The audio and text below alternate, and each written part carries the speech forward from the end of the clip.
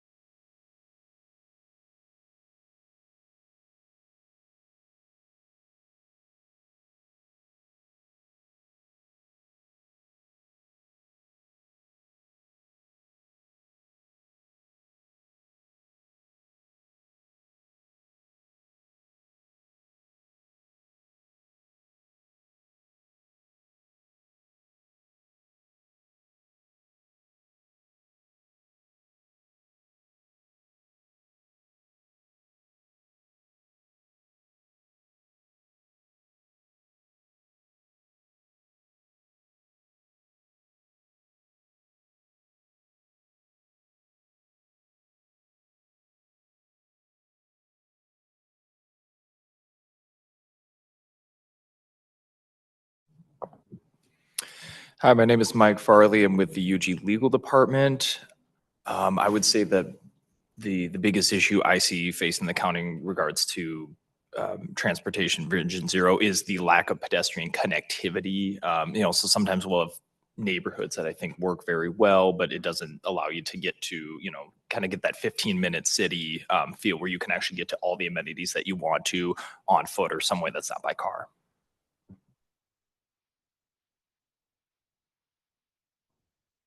Good morning, everyone. Hi, I'm Maddie Dumble. I'm a prevention specialist with the Metropolitan Organization Countering Sexual Assault in Wyandotte County. We work on environmental and urban design to promote safety in communities. We work mostly with neighborhoods, so I hear a lot of feedback about specifically, and I've heard it several times this morning, just like for a pedestrian interface in Wyandotte County is a major risk to people and safety. It's a violent factor. Without good sidewalks, safe bike lanes, and good transitional spaces between bus stops and assets in the community, it's a big folly in transportation.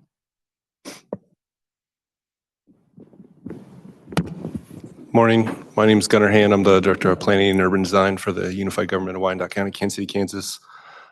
Being on the back half of a icebreaker, I think, is always fun. I just want to point out, I think that the diversity of informed perspectives we have at the table today is really impressive, and I think it speaks a lot to this process and the opportunity that we have with this grant. So thank you for being here, everybody. Hi, I'm Christina Blevins, Unified Government Public Works Engineering Department. I think our major problems are, as you've all said, pedestrian safety and also better bus stops. Good morning, everyone. My name is Ashley Hand. I'm the Director of Strategic Communications with the Unified Government.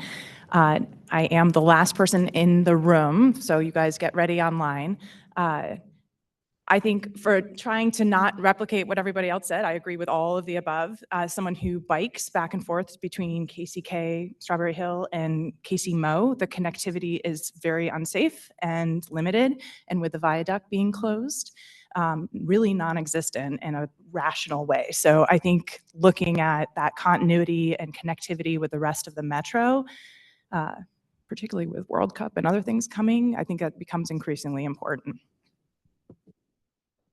Thanks, Ashley. And now, folks online, I would say just unmute yourselves and go ahead and introduce yourselves. And again, weigh in on any transportation safety issue, or if it's, you got a specific location or intersection in mind. Start with Mark Lee.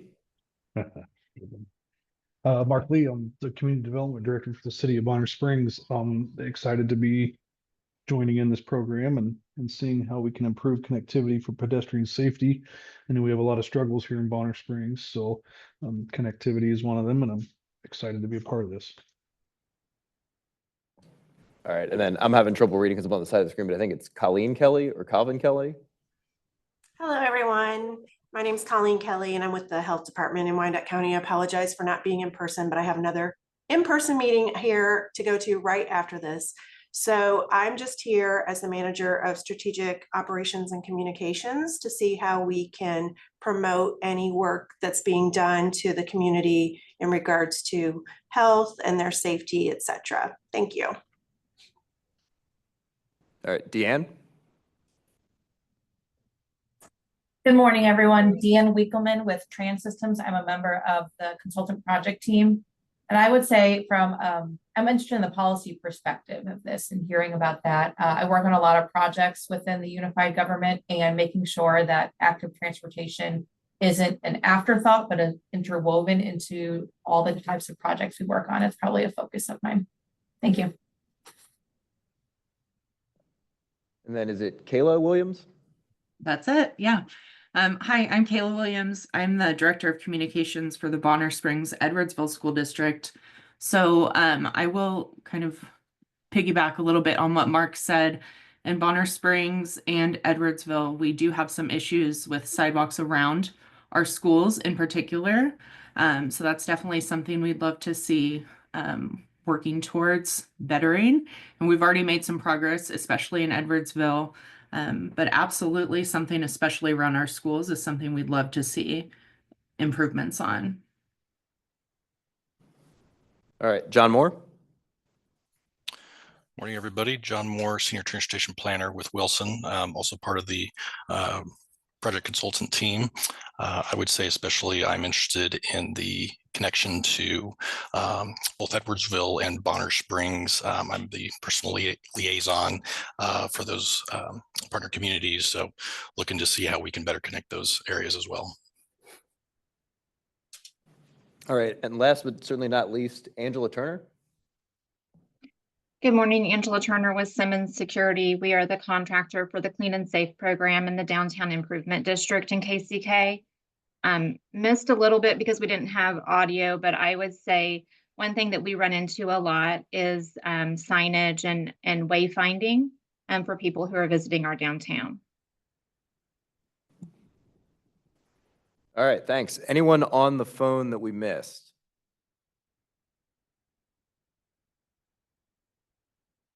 All right. Well, thank you, everyone. Again, we're going to have a little Anthony, bit. Oh, sorry. we did miss. Yes, we had one person join us.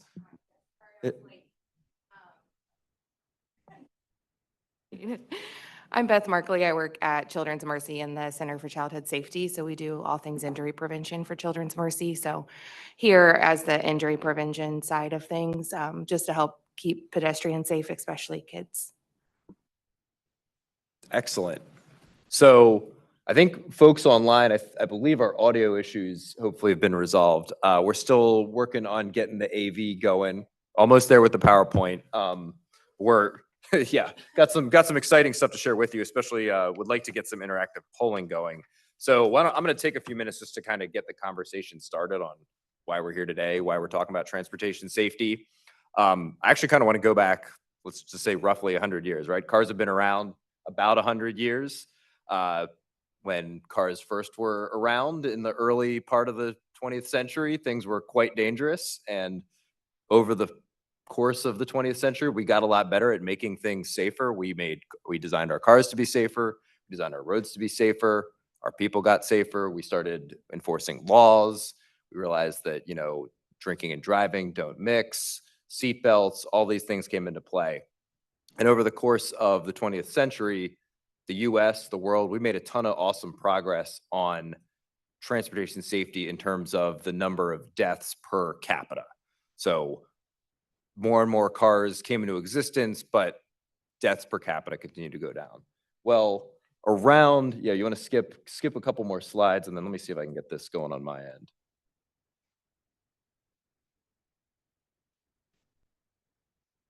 All right.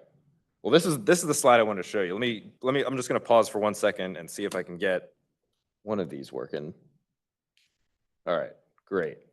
I'm going to start here on this slide. So around the turn of the 20th century, something happened, particularly here in the US, where we stopped getting better at reducing fatalities per capita from traffic crashes. And what's really interesting, if you look at this graph, the US is the red with the blue glow on top, is that the rest of the developed world continued to make progress and continued to show a decline in traffic deaths per capita through to, this goes to essentially pre-COVID. And so there's several countries on here.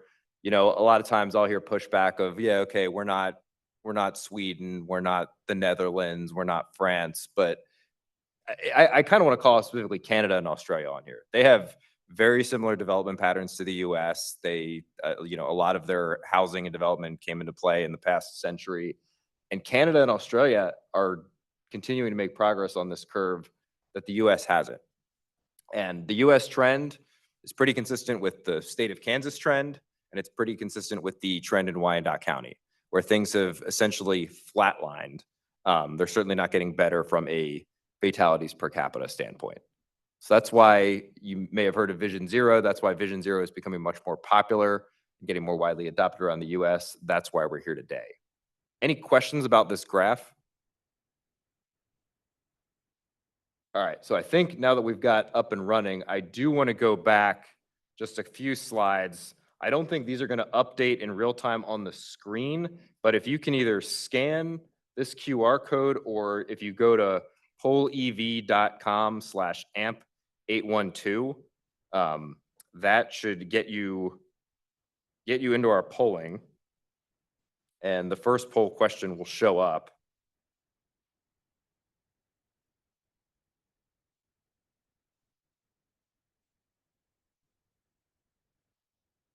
Anybody in the room still need time? Everybody in? Desiree?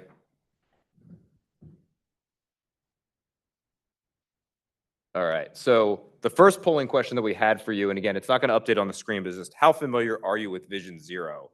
So John, I don't know if you're getting updates in real time on your end or not, but why don't we just do show of hands ranging from starting with never heard of it. We got one in the room. All right, how about not very familiar? About half the room. Somewhat familiar? A few more hands, and then very familiar. I unfortunately have had to give this presentation a few times. Okay, so a mixed bag, which is what we expected. All right, we'll come back to this again, but we've got several polling questions set up, and what we will have is at the end of the presentation, if you all are responding to these on your phone, we'll be able to email out the slides with the results to everybody at the end. All right, so let's talk about Vision Zero. As I mentioned, so it looks like we've got some familiarity in the room. So it's a global movement. It started in Sweden in the 1970s. It's an approach to eliminate traffic deaths worldwide. It's where it's been implemented, it's dramatically improved traffic safety. It's dramatically reduced traffic deaths. Where it's been fully implemented in the US, we've seen a lot of success. And there's hundreds, if not thousands, of communities in the US that have adopted Vision Zero as a goal at this point, with, again, the vision of 0 fatalities, and I'll even add 0 serious injuries from traffic crashes. If you want an example from the US in particular, Jersey City, New Jersey, right outside of New York, it's a city of about 300,000 people. They actually achieved Vision Zero a few years ago. They got down to 0, and I think they're close to 0 each year. They're kind of a showcase and a model for success in the rest of the country, and I think there's a lot that we can learn from there. They did a lot of quick, low-cost, temporary installations, reconfiguration of intersections, a lot of really cool stuff just using paint, cones, parking stops, traffic cones, things like that we're going to try to explore over the course of this plan. But that's a great example here in the US. The approach that generally is aligned that folks incorporate Vision Zero is what we call the safe system approach, and it's shown on this wheel here. It encompasses, this has been adopted by USDOT, and it centers around 6 principles that rotate around the outside. Hopefully, I know it's a little bit tough to read, but the principles of Vision Zero, I think they're really important to at least read out loud. Death and serious injury are unacceptable. In the engineering world, for me, we're moving from a standpoint of prevent all traffic crashes to prevent deaths and serious injuries from traffic crashes. Humans make mistakes and humans are vulnerable. There's a lot of emphasis on human error. It's present in a lot of crashes, if not all. But human error is not the only source of what goes from a minor traffic crash to a fatality or serious injury. Humans make mistakes. We all do it. We've all had near misses or been involved in crashes. Responsibility is shared. Folks in this room, I think, probably appreciate that. We've got a lot of diversity of folks who have different impacts on the transportation system and play a different role in transportation safety. It's also proactive, not reactive. We want to shift to be in more of a proactive mindset. And finally, the most important principle to me of Vision Zero is that redundancy is crucial. That we build in layers so that when someone makes a mistake, that mistake isn't fatal. The safe system approach is centered around 5 objectives, how we get to achieving those principles, and they're shown in the pie slices here. So safe road users are safer people, safer vehicles. We've made a lot of progress on that to some extent in the past several years. Safer speeds, that doesn't necessarily say slow speeds, although a lot of times that goes hand in hand, but safe speeds for the facility we're on. Safer roads, how we're designing our roads, and then post-crash care, whether that's emergency response, enforcement, or even prosecution, adjudication, even education beyond that. Any questions about Vision Zero or the safe system approach?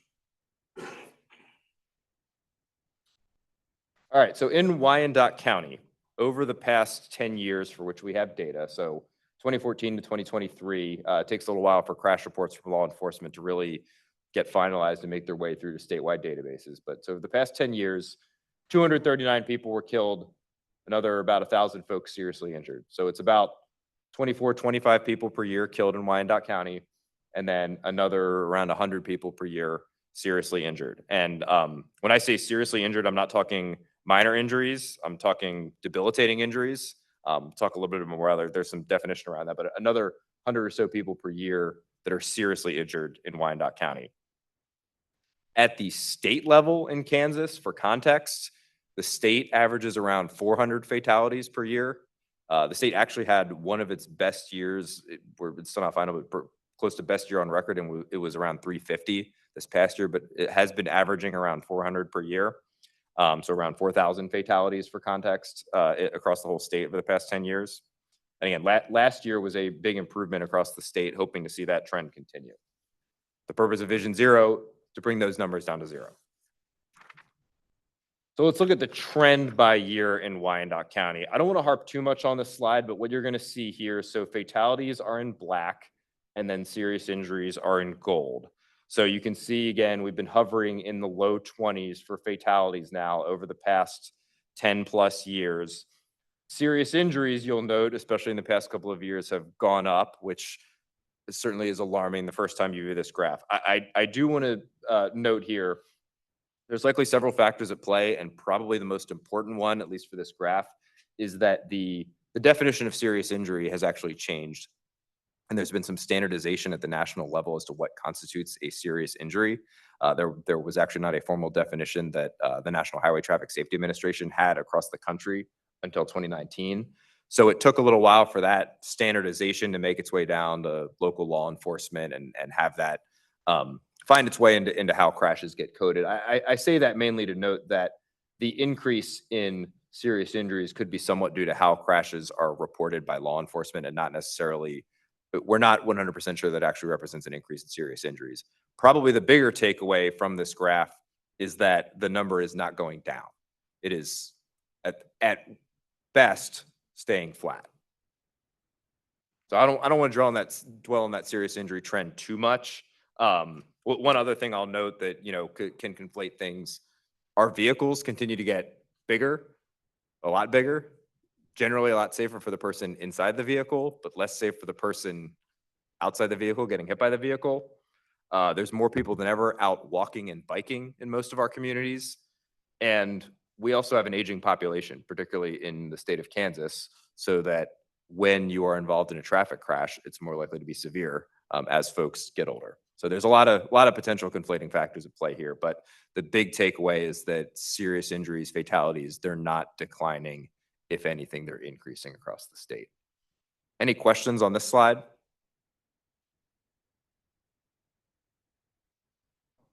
I have a question. Oh, Gunnar or Desiree. I was just gonna ask, so what is the definition of serious injury? I will email that out as a backup slide at the end of this. There's a bullet list of criteria that law enforcement use that have to do with all different types of injuries. And if any of these are met, then it's constituted as a serious injury. So it's like certain types of burns or lacerations, certain types of like bone injuries, things like that. I don't have it off the top of my head, but I have a pretty good slide that I can share that goes through what law enforcement, what the definition currently is. And how it's changed. Great question. Gunnar? I was just curious, when would we expect 2024 data? Late 2025. It's usually around the fall of each year that the serious injury numbers in particular are finalized, because as you know, if someone is involved in a crash and there's the course of hospitalization, trauma, medical bills, all that plays out, can be several months.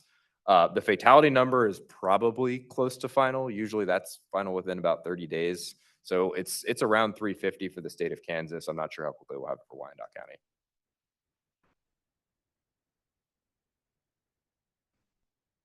All right, so our Vision Zero action plan here for Wyandotte County. So this plan is being funded through a grant program from the U.S. Department of Transportation. So I believe a lot of folks in the room heard about the bipartisan infrastructure law that was passed a few years ago.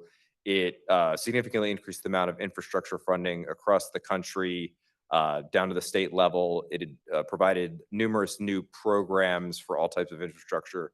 And one of the focuses of the bipartisan infrastructure law that got added in was a focus on transportation safety, in response to a lot of the graphs that I've been showing you earlier. So the bipartisan infrastructure law had a program within it, or has a program within it, called the Safe Streets and Roads for All program.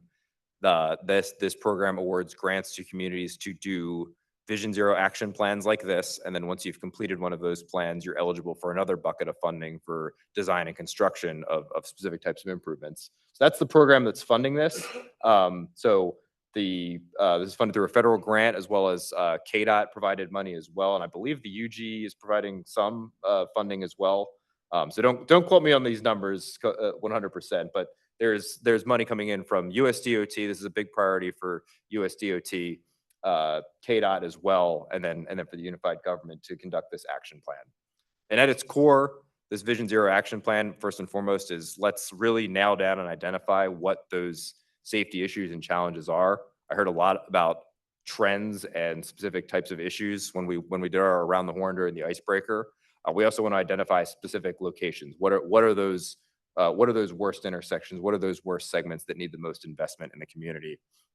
And let's identify both programs and projects to address those issues. So it might be, let's rebuild this intersection, or let's put in X number of miles of sidewalk in these neighborhoods, or let's get all of our high schools on board with the Seatbelts Are For Everyone program, or let's look at how we reimagine some of our internal policies in planning and public works with how we design our streets, or how we implement traffic calming. There's a number of different programmatic behind the scene things that can be done in addition to let's go out and build some new infrastructure. And then certainly we'd like to open up the both KCK, Bonner Springs, Edwardsville, open up these communities to be eligible for more federal grant funding in the future, and state funding. So what is this plan going to provide? So I kind of lump the deliverables of this plan, if you will, into three buckets. There's a toolbox of system-wide countermeasures or strategies. These are low-cost, quick build type of solutions.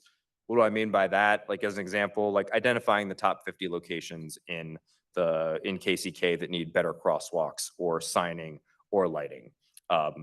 Looking at potential quick build deployments. Many of you may have seen, there's a lot of this going on right across the river in KC-Mo with temporary, you see bollards and paint at certain intersections, narrowing up intersections, making that crosswalk distance shorter, making pedestrians more visible, things like that, wanting to pilot some of that out here in Wyandotte County. Also policies and programs. So I mentioned the Seatbelts Are For Everyone program. I'm not actually up to speed on if any of the high schools in Wyandotte County are implementing this program right now. I know that there's a number of high schools across the state, and obviously there's multiple high schools in Wyandotte County. So we'd want to look into that. There's also programs and policies that we can look at from UG Public Works, UG Planning, other departments around the UG, even on the enforcement side of things, looking at enforcement as it relates to impaired driving, speeding, things like that. Then certainly the big ticket item that a lot of folks focus on with some of these action plans are those specific infrastructure projects at targeted locations. So actually identifying, up to, let's just say 5 critical locations around the county where we want to reimagine this street or reimagine this intersection and put together like end engineering design, cost estimate, and go out and try to get grant funding for these locations, and then set communities up for additional funding in other locations as well. And then we're also looking to provide the county with a variety of technical resources to use beyond the life of this plan, which is generally going to be over the course of 2025. So the idea here is to make Vision Zero a living program within Wyandotte County that covers multiple disciplines, multiple communities, where we're tracking how we're doing on safety, where we're able to look at these graphs that we're looking at and some maps that I'm going to show you coming up and see change coming up in the next few years. So providing dashboards and tools for folks to track. A lot of other cities, they'll have dashboards kind of, showing the trends that I showed earlier, but they're also showcase projects they're doing and do before and after case studies and have those on their websites and show folks what they're doing from a safety perspective. We're looking specifically with UG Public Works on how we can provide some more guidance for the capital and maintenance program and how investment decisions and infrastructure can be tied to transportation safety, as well as looking for new funding strategies. We know that funding is certainly a hot topic here, particularly within the KCK and the UG the past few years. So looking for innovative ways of funding transportation improvements. And as I mentioned, we want this to be a living program. We want to kick Vision Zero off, if you will, and set the county, KCK, Bonner Springs, Edwardsville up for long-term improvement in transportation safety and be able to track that. Sorry, I've got two of these. All right, Alyssa, you want to talk a little bit about the relationship to some previous Wyandotte County plans? Sure. And I just want to add for folks who are online, if you have any questions or comments, please go ahead and jump in. And we have another, Desiree, go Just had ahead. a quick question. Yeah. Related to the traffic calming program. Mhm. Could you go more into detail about what that program would look like for Wyandotte County? Sure. It's probably going to involve having a lot of conversations with folks in this room, first and foremost, about what that's going to look like. I don't have a ton of details right now since we're just early on in the plan, but typically in a lot of other communities we work with, it's like figuring out what are the actual like types of countermeasures and strategies that are acceptable, like are speed humps okay, or speed tables, or our narrowing of certain intersections, what types of materials, things like what are we actually okay with building in the field? What are public works? What are the fire department? What are the police department actually on board with? What's the actual mechanism for someone from the public to request a traffic calming implementation or for someone to suggest that? And then how does that get reviewed? Is that something that gets reviewed by UG Public Works, UG Planning? Does that get outsourced to like a citizen advisory committee? We've seen in some communities that will review these requests and say, yes, no, maybe, things like that. And then how do those actually get funded and installed? Is that helpful? Speed humps are the traditional example that folks think of, but they're one of the most hot button ones, right? And I'm sure a lot of folks in this room have opinions on speed humps. Great question. Okay, so just a little bit more background, why are we doing a Vision Zero action plan? Where did this come from? It did not come from nowhere. So back in 2022, we adopted GODOT. That's our countywide strategic mobility plan. And GODOT did a few things. It evaluated broadly our transportation and our mobility network, and kind of brought to light a few things. The first is we know that we have a very extensive roadway network that we can't maintain. We don't have the resources to maintain all of it.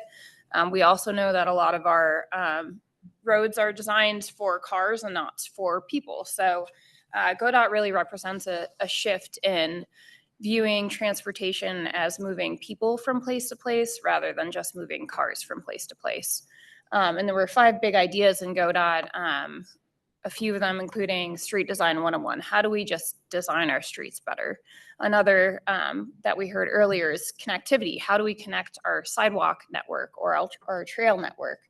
And then of course, safety. Back then, I think we had safety data or crash data through 2021. And even then we still had very high rates of death and serious injury related to traffic fatality.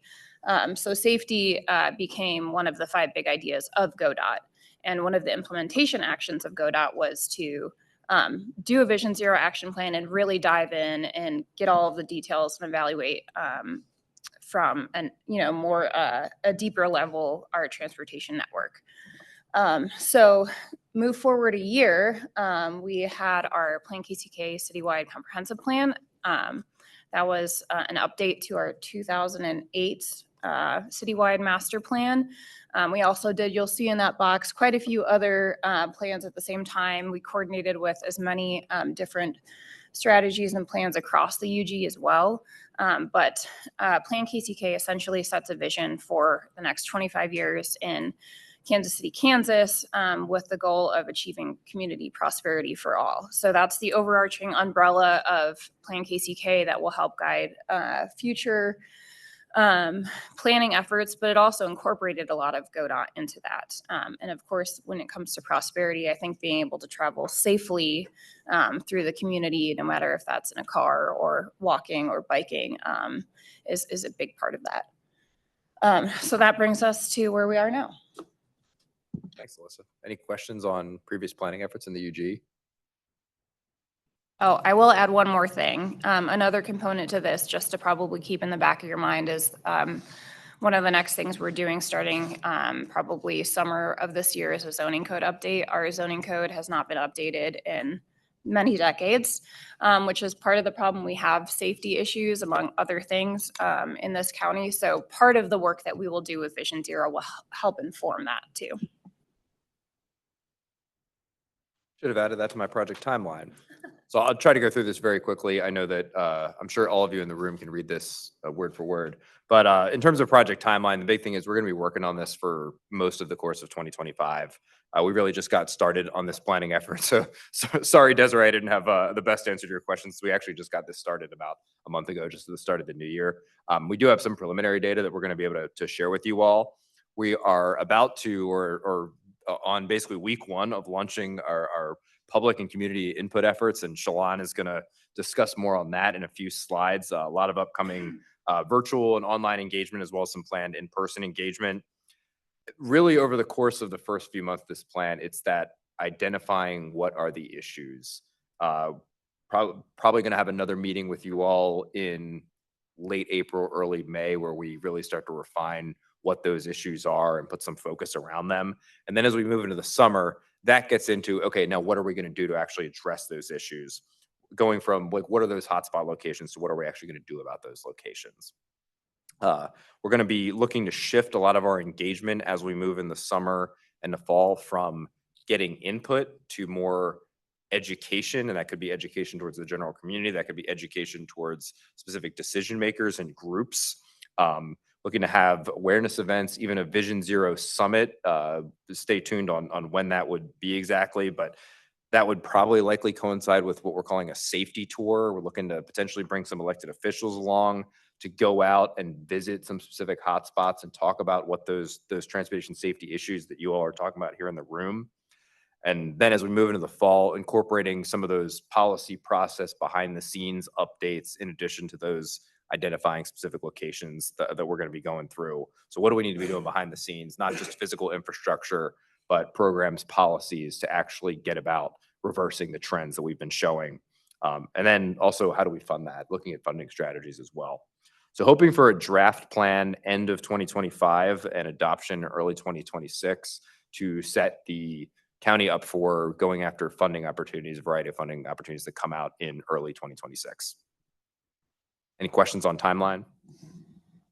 Connor? Quick question. So this Vision Zero action plan, does the federal government require the Board of Commissioners to adopt it in order to pursue future funding, excuse me?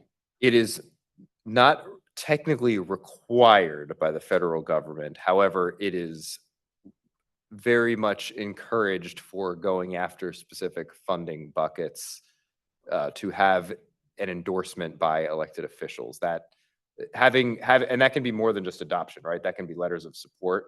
It can be letters of support from different leaders in the community. Having that goes a long way towards specific federal funding buckets. But it's actually not technically required, like you got to pay your grant back type thing, but it's very highly promoted. Because we have worked with communities where they're like, yeah, our internal DOT or planning department, they'll adopt it themselves. Adoption from an elected body, I would strongly recommend. I was just going to add really quick, just from the work we've done in KCMO, we've found that having the formal buy-in of the city council there has really helped to show that there's a broader importance for it. It's helped to open up a conversation with the community. And in kind of adding on to Anthony's point, I think it really does increase the amount of buy-in from all the parties necessary to really implement the strategies within it effectively. So. Did you all have, in KCMO, has there been a good amount of education geared towards decision makers, towards elected officials to help? Yeah, my understanding is that when they were in the process of developing the plan, they did a kind of internal roadshow where they did kind of direct presentations with council members from each district to kind of show them these are the hot spots in your area. I think something similar could really work in the UG and even more targeted for Bonner Springs and Edwardsville. But yeah, that sort of approach, I think, because so many folks are new to this, it's understandable that there's going to need to be some hand holding and some very specific descriptions and explanations, just because this is a concept people aren't as familiar with.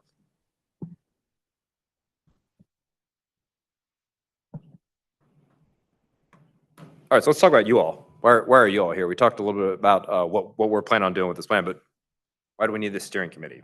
So you all have been identified because you play some sort of role, your organization or your role within the unified government or within one of the partner cities is tied in some way to Vision Zero or transportation safety, whether it's engineering, enforcement, education, emergency response. Those are the traditional 4 E's of safety, we call them, or something else.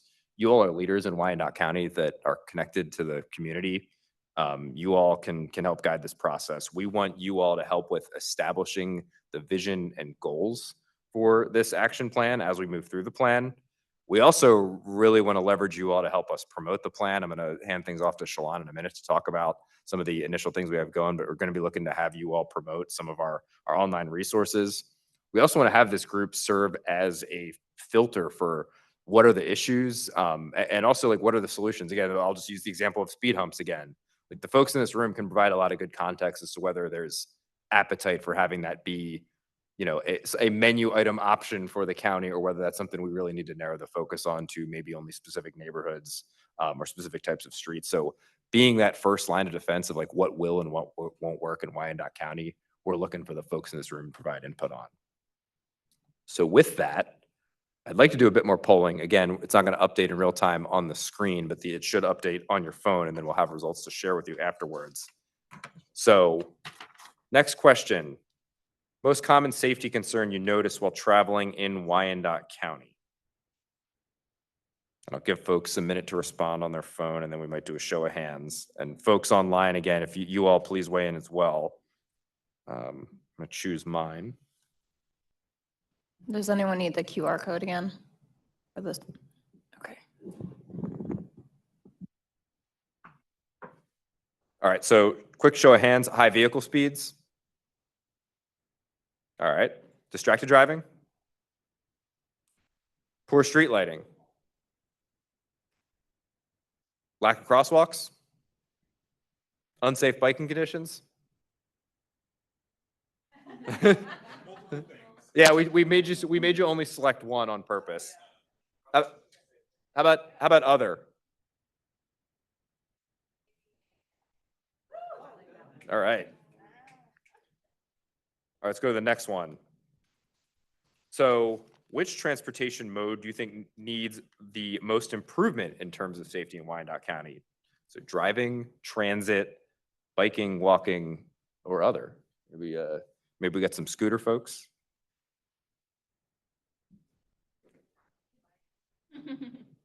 I'll count that as biking. All right, so show of hands, driving. Yeah, got nice big wide roads in Wyandotte County, but driving still unsafe in a lot of areas. Public transit. Biking. Walking. All right. That's a pretty strong response there. And then anyone for other on this one?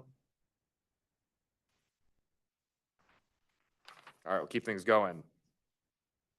Which area in Wyandotte County needs the most attention for pedestrian safety improvements? Residential neighborhoods, school zones, major intersections, commercial areas, near parks and rec, or others? Yeah. We're gonna hit a lot of similar questions. And again, you only pick one. All right, residential neighborhoods, show of hands. All right, school zones. All right, a lot of folks. Major intersections. Commercial areas. Our commercial areas are better. Parks and Rec. Anyone for other? Chris? Yeah, I chose other because it's kind of all those lumped into what I'm gonna call our downtown or developed areas. Okay. Because it's really a conglomerate of developed versus formerly developed versus currently being developed, Okay. in my opinion, from everything I've seen. Because you have all the lack of bicycle, walking, all that. You're lacking connectivity basically within the developed area. You can plan that and install that with new development, which we try and do, but we don't have the funds and we can't get into the developed areas easily. Yeah, it's a great point. All right, next one. What time of day do you think presents the highest risk for traffic crashes or safety concerns in the county?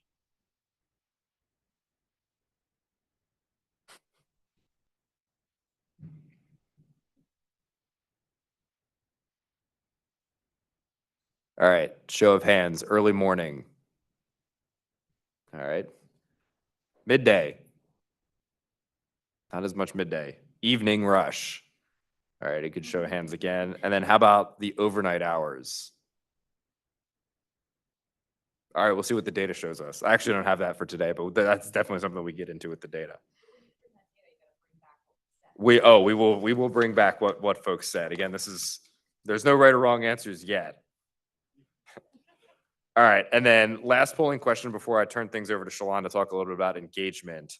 What type of safety improvement do you think would have the biggest impact on reducing traffic-related injuries in Wyandotte County? Lower speed limits, adding bike lanes or shared use paths, improving crosswalks and signals for pedestrians, more traffic calming measures like speed humps, increasing enforcement of traffic laws, or others? Oh, I need to skip the slide. Oh, sorry, I haven't been skipping the slide on here. At least it's been showing up on folks' phones.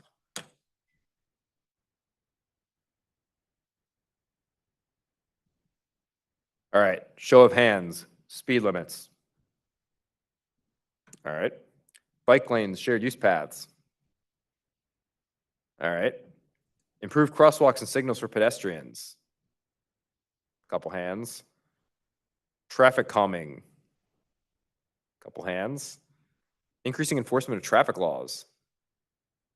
All right, and then, so I'm guessing we have some other. Jared? Yeah, I chose other simply because I think it's a little piece of each of these that contribute to reducing, I think, the overall number. So I yes to all. Redundancy is crucial. Maddie? I kind of second that. I mean, I think I chose bike lanes, but if they're not reinforced, if they don't have bollards, if they don't, like, they're useless. They're useless unless they're done well. Michael? The reason I picked traffic calming is because you could theoretically make an argument that all of these improvements count as some form of traffic calming, so. Yeah, again, no right or wrong answers. I'm glad to hear that there's a healthy debate on this one. Redundancy is crucial. We're going to want to be looking at a variety of traffic calming measures. Any questions on these polling questions or any further thoughts? All right, Shalon, you want to talk a little bit about our planned public and stakeholder engagement? I might need you to.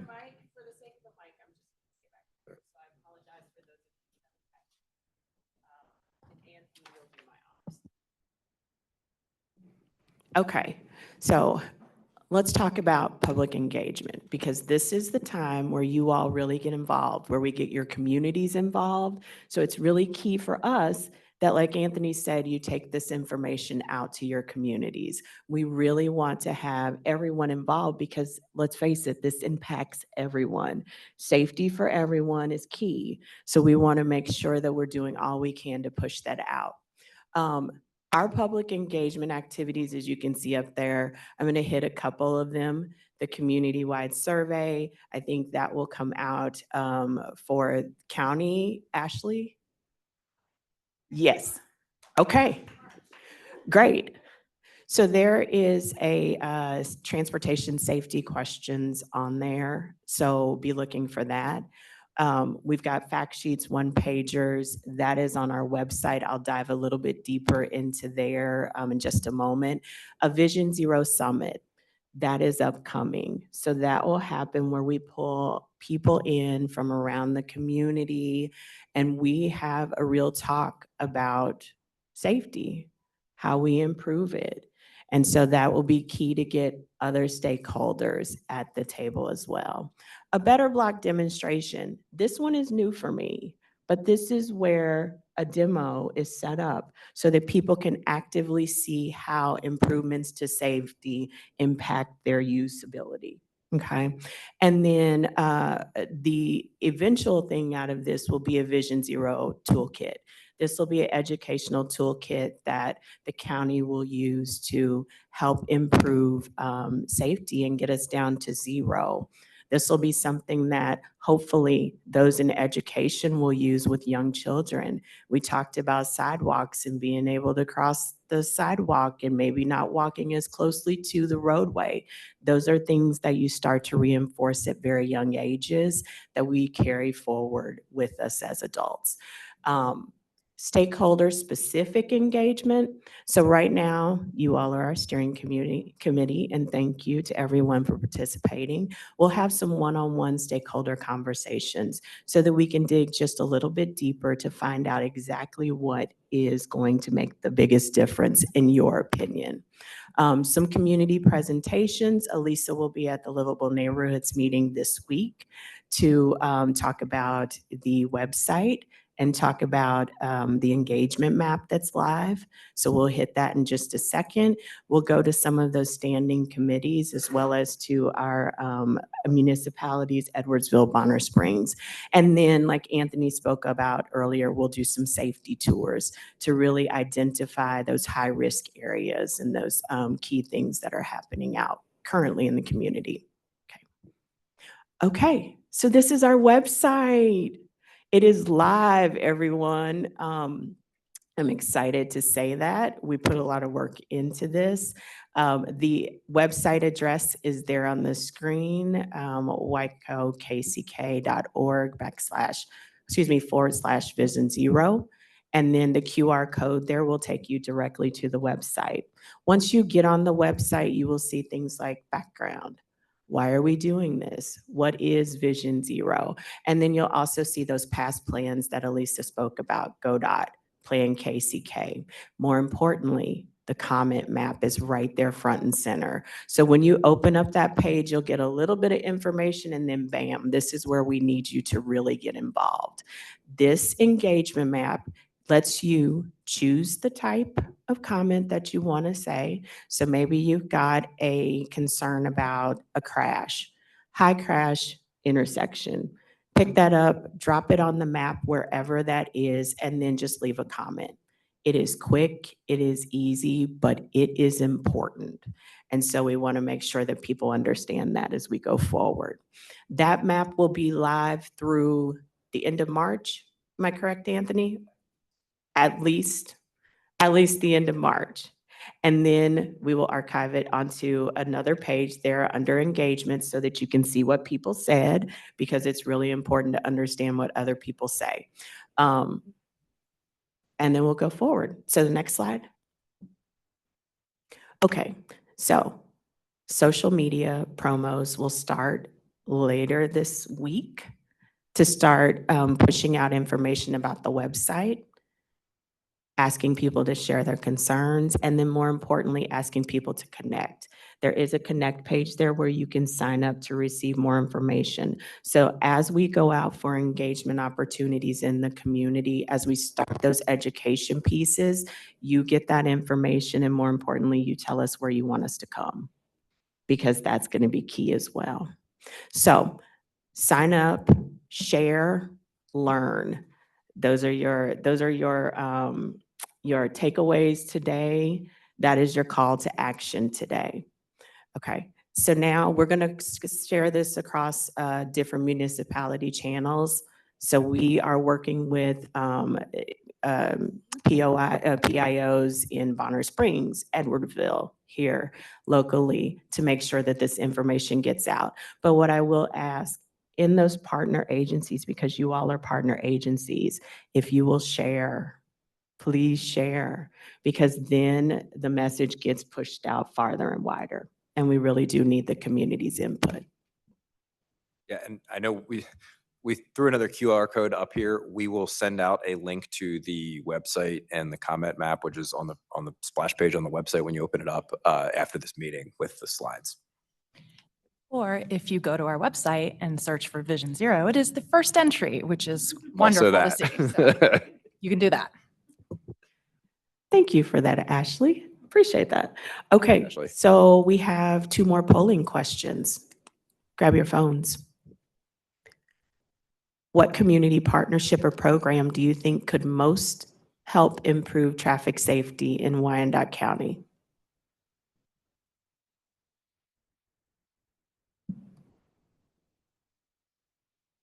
And Anthony, I'm going to ask you to read those words because visually I can't see those. I'm sorry. Oh, show of hands. School and educational programs. All right. Local businesses and organizations. Neighborhood associations. All right. Law enforcement emergency services. Other / all of the above. Jared, you got it. Any other thoughts on this one?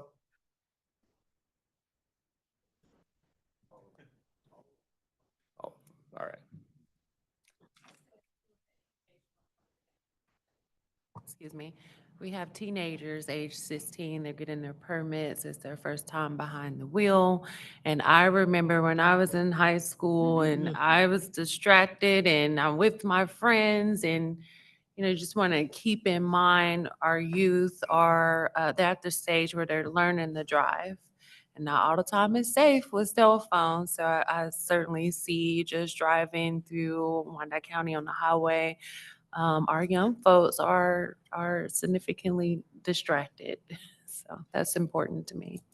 Yeah, next time we gather, we'll have some conversation or some data around specific emphasis areas, if you will, one of them being like drivers under the age of 20 or drivers under the age of 25, as well as older drivers. We'll have some data to show you on like the extent of the problem as it relates to younger drivers or older drivers or impaired drivers or speeding, things like that. I was just going to piggyback, but then you kind of did it. That's what our trauma data shows, is that really it's the 13 to 19-year-olds that are dying in crashes and not the kids and not in car seats or in car seats. It's really the teenagers. The younger drivers, yeah. Traumas, yeah. Okay, our final question, at least for me. Which demographic group in Wyandotte County are most affected by traffic-related safety issues?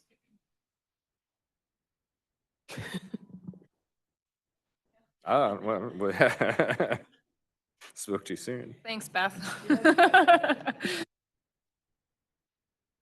All right, show of hands, children and teenagers. Interesting. Elderly residents, pedestrians and cyclists, public transit users, and then others. All right, we have a few more at the end to kind of tie things together, but before we get to that, I do want to show you all some preliminary data for the. Can I interject Oh, yeah, one please. quick thing? So one of the things that we're doing in terms of how we do communications and outreach is that we are very closely partnered with our consultant team. So they're helping us with creating some of the content, but we too are creating our own content.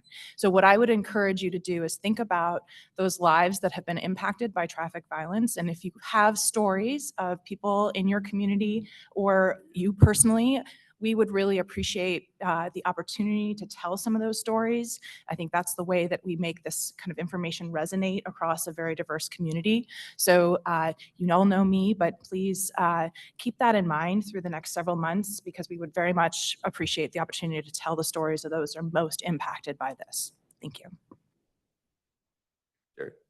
Yeah, so yes, we have hundreds of victims and survivors in this area. But I just wanted to draw attention to, because we're a national organization, I have the opportunity to go to a lot of these in a lot of different cities across my 4 states. And I just want to say the summit and the better block, those are 2 things I've never seen in any plan in any state that I've been in. That's really awesome. Who thought of that? So I was just going to say 2 quick things. One, in terms of the communications, one thing that I think is really important for us all to keep in mind is that Vision Zero is very much about a paradigm shift and rethinking how we approach traffic safety and traffic violence. And so it's really important that we use the appropriate language. So we frequently use the term accident, and we need to get away from that because accident implies that the traffic violence that we're seeing is inevitable, that it's just the cost of doing business. Whereas when we're working through Vision Zero, we really need to be using the term crash because it speaks to the severity of what we're dealing with, but it also puts the onus on the system to be better because we know that these crashes are they're not happenstance. If they are predictable, then that means that they are preventable. And then really quick for the better block, for folks who haven't seen it before, KCK has actually done this before, where they have done a temporary setup of an intersection to make it look like what a reconfigured intersection would be. So if folks have questions about that, I'm also happy to explain that further because I think that we worked with KCK a couple of years ago to make that happen and was very well received. Thanks, Michael. Any other thoughts on the engagement front? We'll have a little bit of time at the end, I think, as well.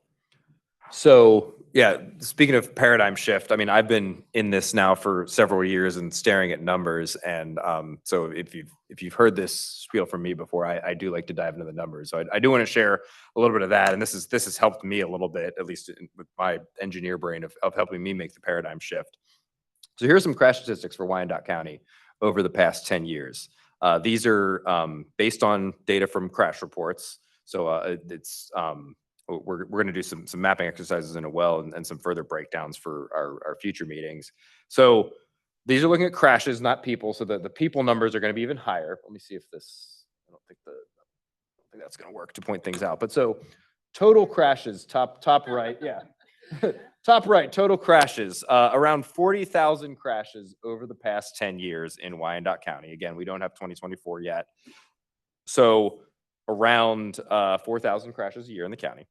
Around 75% of those, or around 30,000, are what we call property damage only, or PDO. Those are your fender bender type crashes. The remaining 25% or so possible injury, non-capacitating injury, disabling injury, or a fatality, the remaining 25% involve some sort of possible injury or worse. And the ones we're really focused on are those fatal and disabling injury crashes. So we have just over 1,000 fatal or disabling injury crashes over the past 10 years. So around 100 crashes, and I think we showed earlier, that's around 125 people per year getting killed or suffering a disabling injury on roads in Wyandotte County. Now, those numbers do change a bit. Think about the makeup of the county. If we take out the interstates, if we take out I-70, I-435, 635, and I-35, that takes out a non-trivial amount of those crashes. And then for those of you, there are other state-owned and maintained highways in the county, like 18th Street Expressway, K7, K5. If we take out K32 is another one. If we take out those roads as well, that brings the numbers down a little bit, but it's still around 60% of the crashes, of the fatalities and serious injuries in the county are on locally maintained streets.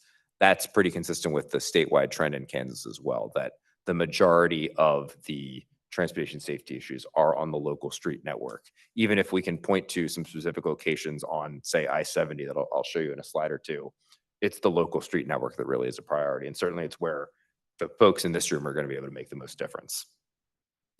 I do also want to point out, so vulnerable road users or folks riding a bike or walking, more than 500 crashes in the county over the past 10 years involving someone who's walking or riding a bike.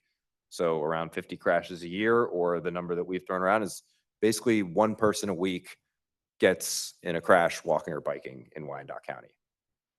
And there's more than 5,500 households in the county that don't have access to a car. So there's a lot of folks that are dependent upon walking, biking, public transit here in Wyandotte County.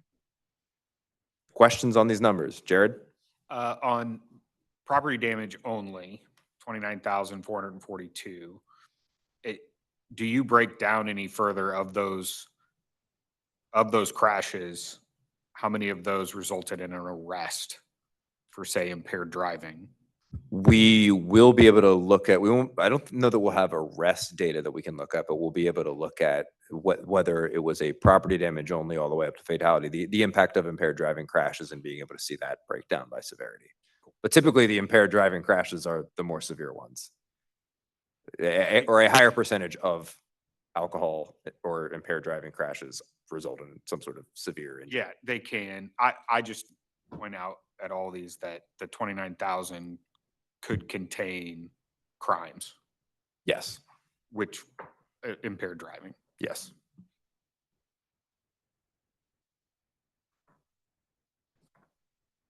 All right, so let's look at the total crash trend over time in the county. So this is not just fatalities and serious injuries, which is what I showed earlier. This is total crashes. The big thing I want to point out here is, so if we look at total crashes by year, the numbers went down, certainly 2020, 2021 during COVID. Okay, there were way fewer cars out on the road for close to 2 years of our lives, but things sort of peaked in 17 and 18, but are kind of back up to where they were before then. Again, what I want to point out here is the trend certainly is not, if you take out COVID, certainly not going down or showing a downward trend currently. Hopefully in a few years, we see this on a downward trend. And again, the more than half of these are on the local street network, which are the bars that are highlighted in gold. Questions on this slide? All right, I'm going to share a few heat maps before we wrap up. So these are maps showing the concentration of crashes around the county. So this first heat map, if you will, with the dark red and the yellow being the highest concentration of crashes, this is just all crashes, regardless of severity. So this includes those 30,000 fender benders in the county on any road in the county. And you can see it's heavily concentrated in really the eastern third of the county, east of 635. But you can see a lot of the red is along the interstate corridors, particularly along I-70, I-35, I-635, and at the point where those facilities come together. With, I would say, I-70 and I-635 really stands out to me on this map. Now, if I just shift to any crash that involves an injury. So let's take out all the fender benders. Now the map changes a bit. It's still concentrated a good amount along the interstate corridors and in the eastern third of the county. We also see a State Avenue and Parallel Parkway start to pop out a bit more in some of those major signalized intersections. So I'm going to do a quick back and forth. Here's all crashes, and there's just so many of them. And now if we go to injury crashes, here's what things look like. And then if I go to just fatal or serious injury crashes, so these are the crashes that the Safe Streets and Roads for All program that Vision Zero is the most focused on. This is where fatal and serious injury crashes are concentrated across the county. So this is those, I think there were around 1,000 over the course of 1,000 crashes over the course of 10 years that are showing up on this map. You see a lot on I-70, a lot on I-635. You see a few hot spots, particularly in downtown KCK, where I-70 and 635 come together in particular, major signalized intersections.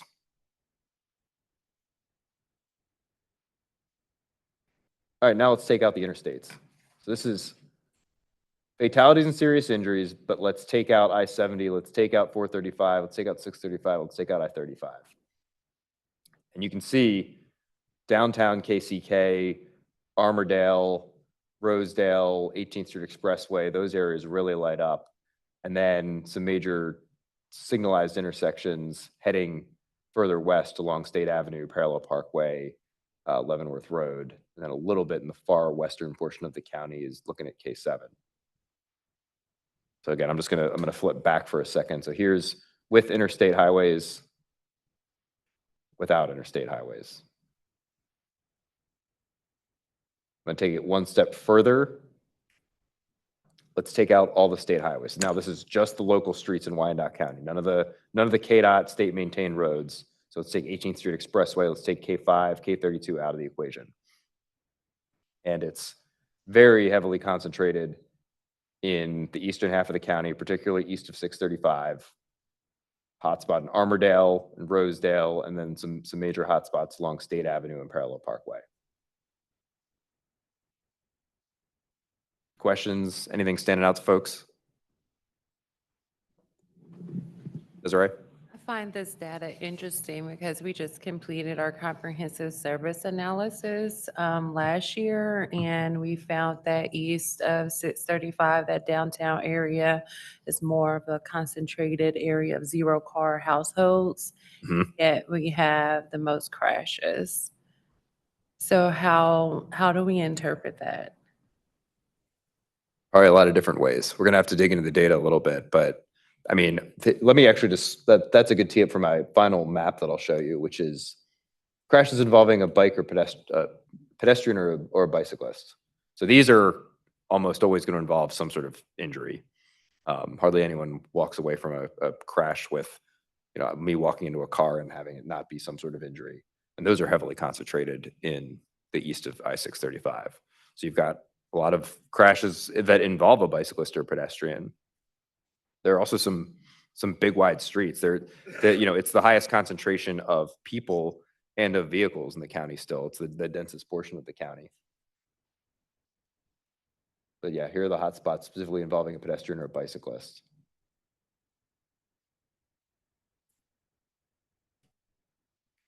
And we will have a lot more to share on this coming up at our next meeting. And then hopefully between now and then, we'll actually have a dashboard to share with you all to kind of interact with this data and apply some filters and look at some different trends over time and not have me just show you a bunch of static maps where y'all might be jumping to some immediate questions probably. But we've got several next steps on the data analysis front. So again, we talked about crash types, crash contributing circumstances, emphasis areas. We didn't really hit that at all today other than vulnerable road users. So next time we'll come prepared to talk with you all about, trends relating to younger drivers, impaired driving, trends by day of week, month of year. We've seen some interesting trends by times of year or day of week in other communities. We can even do like a time of day of week heat map and look at the concentration of when your fatality and serious injury crashes are happening. And while most of the crashes will happen in the middle of the day when people are driving, a lot of your fatalities and serious injuries typically take place overnight. We'll look at things like poor lighting, things like that. We're also going to do some demographic type analyses, looking at different areas of the county and looking at representation as it compares to like the population in that area or the number of roadway miles or just the general area, and seeing what areas are, we'll just say, overrepresented and underserved when it comes to more fatalities and serious injuries than one would expect for the population or the amount of street in that area. Ultimately, where we're going to get to is specific locations. What are specific intersections, streets in the county that have the greatest safety needs? And that's not just total number of crashes. Again, it's looking at where the most fatalities and serious injuries are taking place. It's looking at the rates. Like, are there locations that statistically we would expect to see this number of fatal and serious injury crashes, but we're seeing this many because of something going on with the intersection's design or how people interact with the transportation system. And we're also going to look at, obviously, the severity of crashes and how that comes into play. And like I said, we'll share a crash data dashboard first with our internal project management team, and then hopefully with you all to interact with the crash data and explore this a little bit more. Questions on data, Michael? With this, is it possible to also look at the economic cost? So like there's a specific cost for a property damage only crash versus a serious injury crash, so that people can kind of understand how much the UG is losing by sticking with the status quo. And that comes into play when talking about applying for grants and benefit cost and things like that. And obviously it's a little bit jarring the first time you see the number where they put a dollar amount that's in the millions on the value of a human life or the value of a serious injury. But yes, the reason I showed crashes, number of crashes and not people, is that they know there are specific costs associated with those different crash severities that we can then use to say, this is the economic impact to Wyandotte County or to Bonner Springs or to Edwardsville. Gunnar? Gunnar Hand, Director of Planning. I just wanted to make a comment maybe that while I appreciate that this whole process is data driven to define what our high injury network looks like in Wyandotte County, which is crucial baseline data moving forward, especially for policy conversations. I also don't want that data or how we look at it to necessarily overshadow past collaborations and planning efforts with our partner communities, in particular on K-32. I want to see if there's a way also, and I'm wondering if the data on K-32 may be a little skewed because one of the major issues on that corridor is it's parallel to a major railroad. And so there's a lot of crashes and fatalities that happen like perpendicular to it, right? And I'm wondering if those show up on K-32 or if they show up on when you're 10 feet off of K-32 having to cross a track. You know, we've done a lot of work with Edwardsville and Bonner Springs on that corridor in particular. It's reflected in GODOT. And I just want to make sure that that is part of how we develop our criteria, I guess. Absolutely. Yeah, there's the hard data we're going to look at first because it's, you know, we have all of it in front of us and are just digesting it. But the more qualitative side of data, I'll just say that comes into play with all the folks in this room and all the folks we're going to be engaging with. That's a huge part of what I'll lump it in with data that's going to drive the process. And I also just want to emphasize on that point that at least I still understand it as the federal government rewards interjurisdictional projects. And quite frankly, this grant was won on an interjurisdictional approach with Bonner Springs, Edwardsville, and the city of Lake Quivira. So I think if we just are intentional is what I'm asking, specifically around that corridor or how those communities fit into that larger picture, I think should be a subset, a primary, something of this process. Absolutely. All right, we've got a couple final polling questions before we wrap things up. And again, no wrong answers here, but we talked a lot about trends in our opening icebreaker. You know, what do you think is the most dangerous trend from transportation safety? So now this polling question is, what's the most dangerous road? Open-ended responses. We'll share some of the thoughts afterwards. And then the next question after that, of just to tee up, is going to be, what's the most dangerous intersection? So I know I see some responses coming in on my phone. I can certainly add something in here. And then I'll give folks a minute, and once I see some eyes, we'll skip to what's the most dangerous intersection. Yeah. Oh, yes. Thank you, Ashley. I didn't even, yes. Oh, yeah, it's like Reddit. You can actually upvote and downvote people's responses.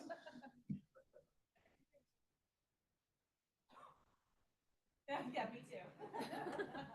Unapologetic.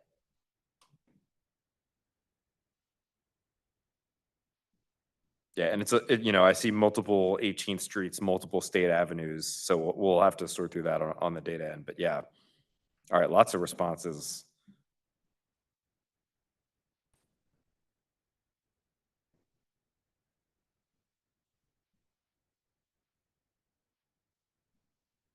All right, and just trying to keep things on schedule and in the interest of time, why don't we skip to the next one? What's the most dangerous intersection in Wyandotte County? And then we have one polling question after that and a couple of slides to just kind of wrap things up.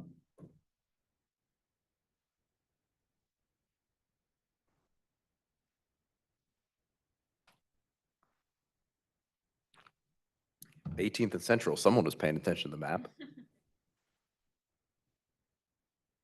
Wow, okay. All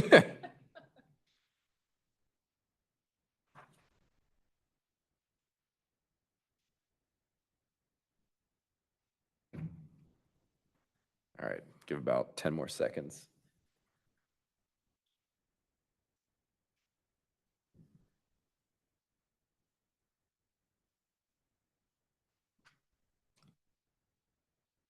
All right, and then last polling question, we can skip to that, is without any further context that we'll be providing over the course of this plan, if you could fix one thing about the transportation system in Wyandotte County, what would it be? I'm gonna leave that up for folks to respond to while we go through our closing materials real quick, just because I want to make sure folks are able to get out of here on time. But we'll leave this question up for folks.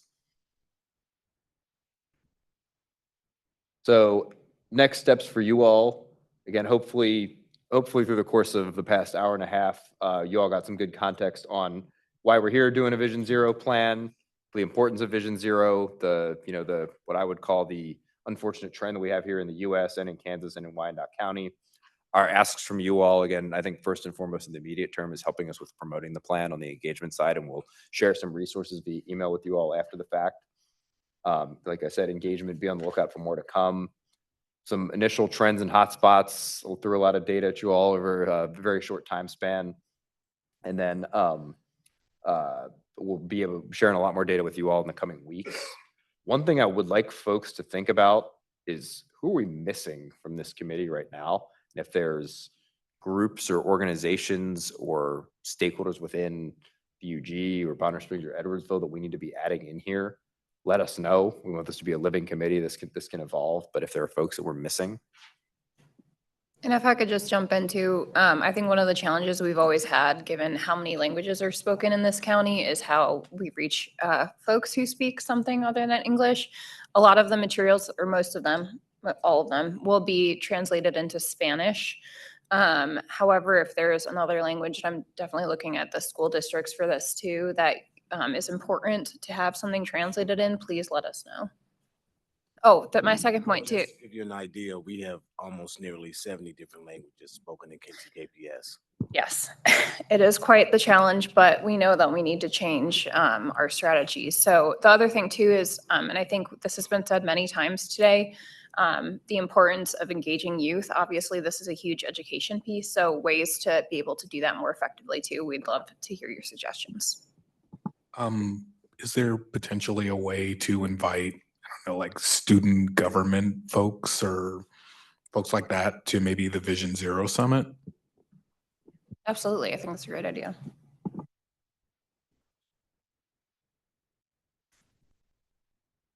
Did you have something you would add, Ashley? No, I'm already working on a partnership to do that, but yes, that's an awesome idea. Let's do it.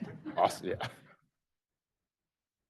All right, our next meeting, I mentioned, be on the lookout for more information on this. We'll probably be looking to have it in late April, early May. I did like the discussion we were able to have in person, so hopefully we'll be able to set up a hybrid situation again. It's going to be, again, focused on identifying the issues, but getting into some more technical detail. We'll have then a good amount of feedback from our comment map and engagement that we'll be able to share with folks. Some more detailed crash data analysis findings, as well as some of our deep dive into what we're finding on the policy and process side. So follow-up test for you all.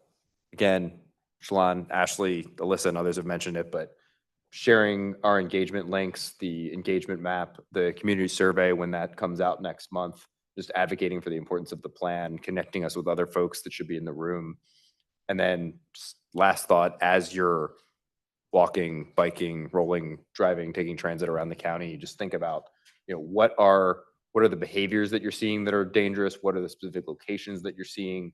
What are the aspects of the roadway environment that create risk? Specific locations, looking for, again, you are like that first line of defense, looking for that input from this group. So with that, apologies for going a couple minutes over. Any final thoughts that anyone wanted to share?